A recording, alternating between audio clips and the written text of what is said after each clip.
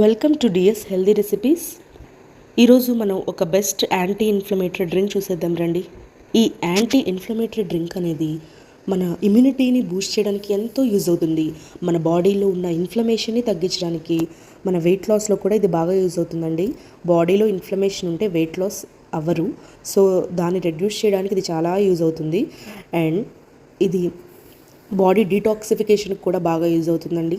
Blood sugar కంట్రోల్లో ఉండడానికి కానీ, బ్రెయిన్ ఫంక్షనింగ్ కానీ ఇది చాలా బాగా యూజ్ అవుతుంది. మీకు తెలుసా, మనం ఎప్పుడైనా పసుపు వాడేటప్పుడు దాంతోపాటు మిరియాల పొడి కూడా వాడితే మిరియాల పొడిలో ఉన్న పెప్పరైన్స్ అనే కాంపౌండ్స్ మన పసుపులో ఉన్న కర్క్యూమిన్ని మన బాడీకి 20 to 30 టైమ్స్ అబ్జార్బ్ చేసుకుంటాయని. సో ఎప్పుడైనా మీరు పసుపు వాడేటప్పుడు మిరియాల పొడి కొంచెమైనా వాడండి.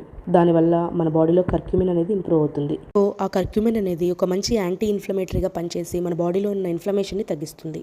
మరి ఈ ఇన్ఫర్మేషన్ నచ్చితే నా ఛానల్ని సబ్స్క్రైబ్ చేసుకోండి.